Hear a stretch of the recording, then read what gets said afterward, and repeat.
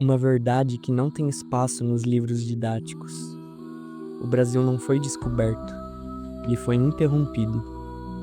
E desde então, tudo que pulsa e resiste aqui vive sob ameaça de extermínio, pelo fogo, pela bala ou pelo esquecimento. Na contracapa do álbum Canto das Três Raças, de Clara Nunes, Paulo César Pinheiro, compositor da música e companheiro de vida da cantora, escreveu: quando o Brasil ainda era um país desconhecido do resto do mundo, nossa música era apenas som disperso na boca do índio habitante. Fazer som e ritmo é próprio do instinto humano, mas nada havia definido em termos musicais, até que aqui chegou o colonizador. A terra foi tomada em nome do rei.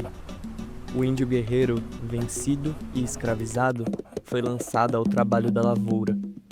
E foi do cativeiro que ecoaram os primeiros cantos tristes que começaram a definir o nosso canto brasileiro. Ninguém ouviu um soluçar de dor no canto do Brasil. Um lamento triste sempre ecoou desde que um índio guerreiro foi pro cativeiro e de lá cantou. No meu vídeo anterior, falei sobre esse canto sufocado pela ótica da proteção da fauna brasileira, relatando a comovente história do tucano Ray Charles, que teve os olhos arrancados por traficantes de animais silvestres para amansar a ave e vendê-la como produto. Mas será que essa mania de transformar a vida em mercadoria se restringe à relação entre humanos e animais? Ou será que esse é só mais um entre milhares de símbolos do nosso canto silenciado? Um canto de resistência que ecoa por esses cantos desde que o Brasil verdadeiro virou Brasil colônia. As caravelas surgiram do mar, carregadas com correntes e jarros vazios. O formato do Brasil foi pintado no mapa das Américas com o vermelho no jarro do índio guerreiro. A bandeira hasteada foi erguida com aquilo que prendia os negros africanos. Mas antes disso tudo acontecer, esse lugar já pulsava vida. Nos ensinaram que os povos originários do Brasil vieram da Ásia, cruzando o Estreito da Beringia por uma ponte terrestre que se formou após o gelo derreter. Mas se há tanto tempo pessoas já povoam essa terra, por que insistem em esconder nossa verdade ancestral? Por que quando crianças, nas escolas, não aprendemos nada sobre o Brasil de antes dos portugueses? Como se tudo que houvesse antes disso não tivesse importância alguma. Apagaram o protagonismo ancestral, reduziram a complexidade dos povos originários a um rodapé nos livros de história. Será que isso tudo é parte de uma lógica colonizadora? A arqueóloga brasileira Nied Guidon, pioneira de pesquisa na Pedra Furada, no Piauí, escavou não apenas pedras, mas também certezas frágeis. Ali foram encontrados vestígios que datam de mais de 30 mil anos, muito mais do que a história oficial aceita como possível para a presença humana nas Américas, que sugere que teria ocorrido durante a última era glacial, há cerca de 13 mil a 15 mil anos atrás. Se isso não for verdade, e as evidências apontam que não é, então fomos refúgio antes de sermos rota.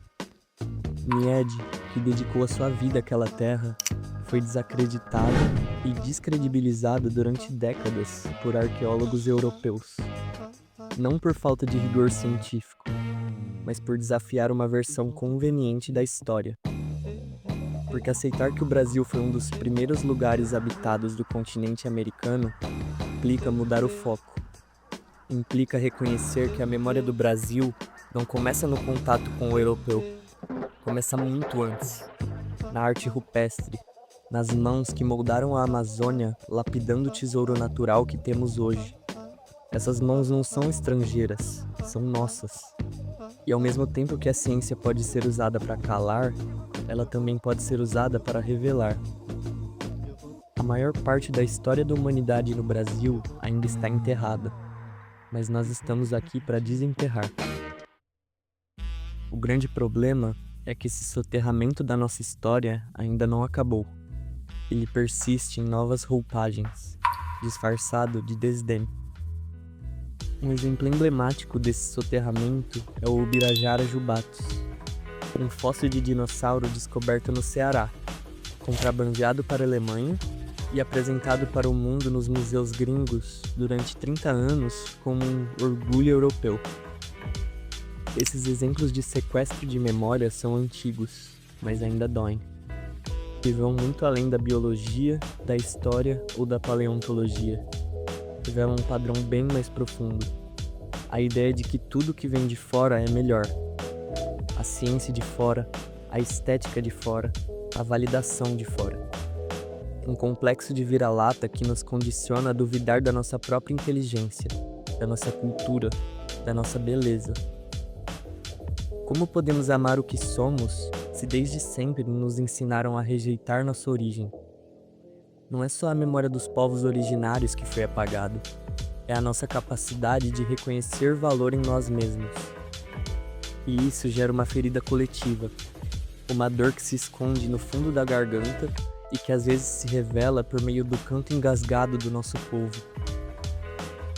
Esse canto, que Paulo César Pinheiro chamou de soluçar de dor, ecoa até hoje, na fome que não cessa, na violência que se repete, na desigualdade que persiste. Porque um povo desconectado da sua origem vive em permanente exílio. Quando não sabemos de onde viemos, ficamos à deriva, mais fáceis de manipular, de consumir, de esquecer. Mas há um outro tipo de arqueologia, a arqueologia da alma, em que as descobertas começam quando a gente para de repetir o que sempre nos contaram e começa a escutar o canto soterrado que ecoa embaixo dessa terra. É por isso que precisamos desenterrar o que há lá embaixo. Não só os fósseis, mas a verdade. Essa história é nossa e a gente não vai mais aceitar que eles a transformem em cinzas. O fogo, símbolo do castigo ou do apagamento, aqui é literal. Queima florestas, queima corpos, queima memória. É o fogo das queimadas no Pantanal e Amazônia. Fogo nos terreiros. O fogo nos acervos dos museus. O fogo que transforma bichos, livros e gente em cinza. E tudo isso num país que guarda 13% de toda a biodiversidade vegetal do planeta. Um verdadeiro santuário natural, mas tratado como vitrine exótica para exploração. Essa contradição é brutal.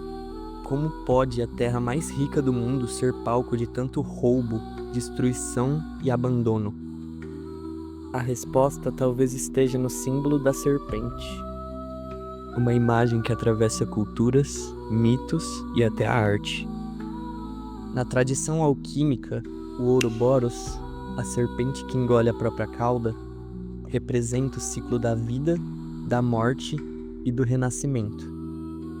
Mas no Brasil, essa serpente foi fatiada, cortada antes que pudesse se fechar em ciclo. Pense em uma versão imaginária, à la Salvador Dalí. Um Ouroboros esquartejado, seus anéis partidos, escorrendo ouro e sangue. Um ciclo interrompido pela ganância. A pergunta é: quem que segura o facão que fatia essa serpente? Como se corrupção não bastasse, agora querem queimar nossa floresta pra que o rico se abasteça. Basta, cresça, crie consciência, basta, veja, o mundo é um organismo em existência. Ou seja, sempre que tiramos do planeta, na verdade só quem perde é nossa sobrevivência. Burrice, virando o novo lema do Estado, e o povo segue se matando por sustento. E o Brasil não passa de uma piada lá fora, o Brasil não passa de uma tragédia aqui dentro. Nosso país sempre adorou queimadas, queimaram famílias, índios, negros, revolucionários, queimaram florestas e arquivos. Eu não gosto de fogo, mas imagina se um dia pega fogo no Senado. A mata queima e eles estão calados. Dessa vez a ganância perdeu o trilho. O mundo todo vai tomar no... Infelizmente isso não é um trocadilho. A queima de arquivos não é só literal, é simbólica. É o desaparecimento dos povos, das línguas, dos saberes, das florestas, dos bichos e das histórias que não cabem na lógica do lucro. Esse é o verdadeiro vilão da nossa narrativa. Não um português com cruz e espada, mas um sistema que disfarça a violência com burocracia, que finge progresso enquanto devasta, que transforma a vida em número e em mercadoria. O tucano Ray Charles perdeu os olhos, mas quem tem olhos abertos nesse país também corre perigo, porque enxergar a verdade incomoda. Ver o ciclo interrompido é perigoso, e por isso a cada tentativa de reconstrução dessa roda, o sistema reage com repressão, com fogo. Ainda prefiro o beijo do que o presente do grego. Se é pra me fuder, deixa eu saber, não tem porquê ser em segredo. Dignidade e virgindade é só pra quem tá em outra nacionalidade. O Estado fode o brasileiro desde cedo. A gente vai continuar sendo subdesenvolvido e explorado pelo resto do mundo enquanto a gente investir mais em commodity que educação. O Brasil exporta produto básico pra Europa viver bem. Em troca eles exportam luxos que o povo nunca vai botar a mão. Em 2023 o governo bloqueou quase 350 milhões de reais que eram destinados pra educação, enquanto o Plano Safra teve literalmente 1000 vezes esse valor em dinheiro público só de aplicação. Nesse país só se investe em vaca e boi. Se eu não mugir e andar de 4, provavelmente eu vou morrer sem ter atenção. Já suspeitava que o gado era mais importante que a população, mas ainda assim, obrigado pela confirmação. O Congresso segue uma zona, a educação tá em coma e só Deus sabe como que o sistema de saúde não desmorona. O trânsito sempre congestiona, a corrupção segue à tona e tem idiota dizendo que o problema do país é a Madonna. É fanática religiosa falando que catástrofe é punição divina. Governador tira foto em jet ski achando que enchente é piscina. Coach cria fake news em meio à carnificina. A mentira domina a tela e o crime domina a esquina. Parece que ser brasileiro e viver com dignidade não combina. Se não é enchente, é vacina, dinheiro na cueca ou gasolina. Se hoje tu acha ruim, vai precisar de vaselina, porque o futuro só pratica aquilo que o presente ensina. Pega a luta ambiental e depois faz virar sucata. Faz do cientista um vira-lata, ciência um canil. Pega a mata e passa a faca, taca soja ou taca vaca e finge luto quando a chuva faz a rua virar rio. Pega a luta ambiental e depois faz virar sucata. Faz do cientista um vira-lata, ciência um canil. Pega a mata e passa a faca, taca soja ou taca vaca e finge luto quando a chuva faz a rua virar rio. O que eles chamam de progresso é ruína. O que chamam de atraso é memória viva. A ancestralidade é tecnologia pura. A conservação da floresta não é atraso, é futuro. Mas o que parece é que nosso Estado não se importa com o massacre cultural se isso for trazer em troca riqueza material.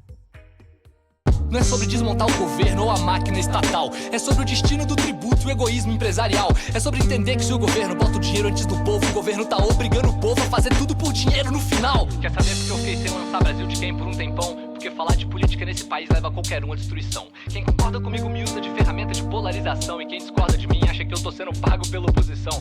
As plataformas de música diminuem minha monetização. E quem se acha que é chamado pra publicidade, política ou moda e musculação? Vocês querem que eu só fale de corrupção como se fosse legal 7 músicas sobre mudança e não ver mudança em ação. Isso é meu trabalho, música, engajamento, visualização. Quando eu canto isso, vocês acham legal, mas os anunciantes não. Se falar de política desse dinheiro, eu fazia um lançamento semanal, porque nos últimos 500 anos o que não faltou foi material. Essa não é a primeira nem a última catástrofe do nosso país. Também não é o primeiro nem o último governador que não faz o que diz, ou prefeito que não faz o que diz, deputado, presidente, ou pessoa que não faz o que diz. Até Pinóquio teria vergonha do nosso nariz. Entre trancos e barrancos, descidas e tombos, fica claro que só somos fortes quando nos juntamos. Mais uma vez, muitos perdem tudo pela ganância de poucos, enquanto poucos ganham muito com a desgraça de todos.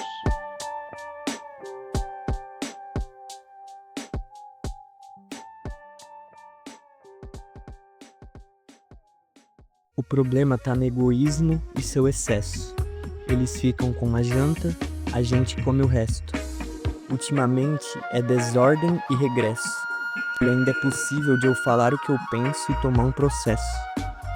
O neurocientista brasileiro Sérgio Felipe de Oliveira nos lembra: a evolução se dá por cooperação, não por hierarquia de poder.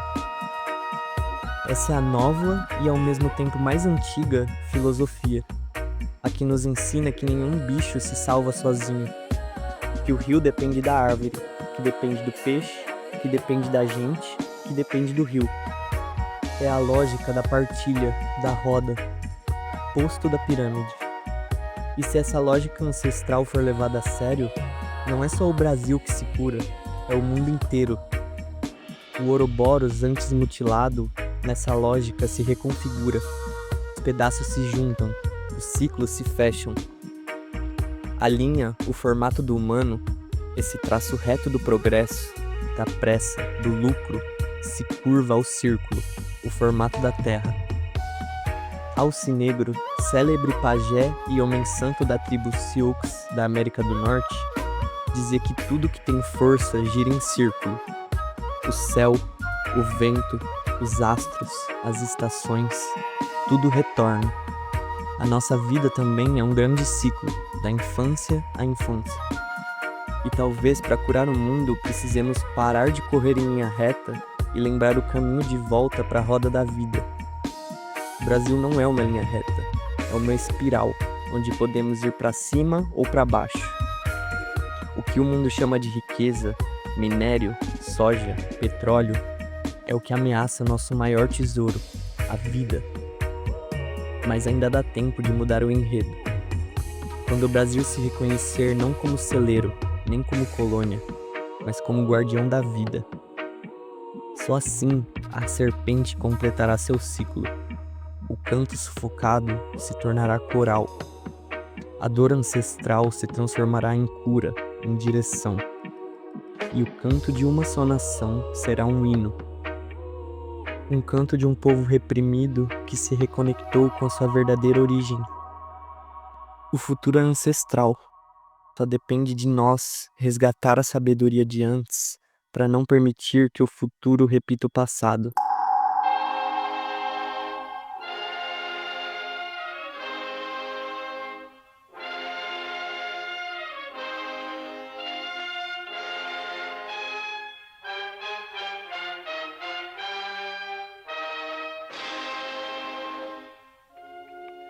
Minha terra tinha palmeiras, onde cantava o sabiá. Hoje o sabiá já não canta como costumava cantar. Nosso céu tinha estrelas, nossas várzeas tinham flores. Hoje os bosques não têm vida, eles queimaram nossas cores. Em cismar, sozinho à noite, acho motivos para chorar, porque minha terra não tem palmeiras, muito menos sabiá. Não permita, Deus, que eu morra vendo minha terra queimar, sem que eu lute horrores para fazer isso mudar. O ser humano é egoísta e preferiu dinheiro do que palmeiras pro sabiá cantar.